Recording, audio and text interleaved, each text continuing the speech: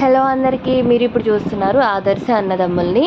వీళ్ళిద్దరు ఎలా ఉంటారంటే రామ లక్ష్మణులకి మించి ఉంటారు. కలిసే కూర్చుంటారు. చక్కగా ఎక్కడికి వెళ్ళాలన్నా కూడా కలిసే వెళ్తారు. చక్కగా నవ్వుతూ హ్యాపీగా కలిసి అతుక్కుని మరి కూర్చుంటారు. వీళ్ళిద్దరు అయితే నన్ను వాళ్ళ సీట్లో నుంచి గెంటేశారు.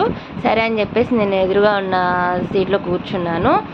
ఇంకా మంచిగా నీట్గా పక్కేసుకుని చక్కగా నీట్గా సర్దుకుని కూర్చున్నాను. మా ఆయన చూడండి గిటార్ మోగిస్తూ మరి నా మీద కుళ్ళు జోకులేస్తూ నన్ను ర్యాగింగ్ చేస్తూ ఉన్నాడు.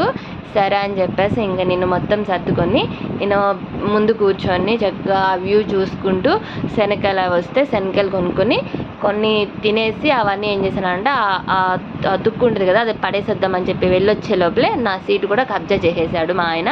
చక్కగా ఎదురు కూర్చొని శనగకాయలు తింటూ కూర్చున్నారు. అలాగే ఆ సీట్లోకి ఎవరో ఒకరు వచ్చేయాలి, అప్పుడు కానీ ఈవిడ సీట్కి ఈవిడ వెళ్ళిపోద్ది అని చెప్పేసి కుళ్ళు జోకులు వేస్తూ కూర్చున్నారు. అందులోనే నెక్స్ట్ స్టేషన్కి కొంతమంది పోలీసులు ఇద్దరు దొంగలు తీసుకుని వచ్చారు. వాళ్ళు ఏంటంటే నైట్ అంతా కూడా చెన్నై వరకు వెళ్ళాలంట. నైట్ అంతా కూడా లైట్లు వేసుకొని కూర్చొనే ఉంటారంట. అందుకని నేను ఏం చేశానంటే ఇంకా వాళ్ళు కూర్చుని ఉండగానే పడుకుని ఉంటే బాగోదు కదా అని నా సీట్కి నేను వెళ్ళిపోయాను. కానీ నా పక్కనే దొంగ ఉండటం మూలంగా నేను భయపడుతూ కూర్చున్నాను.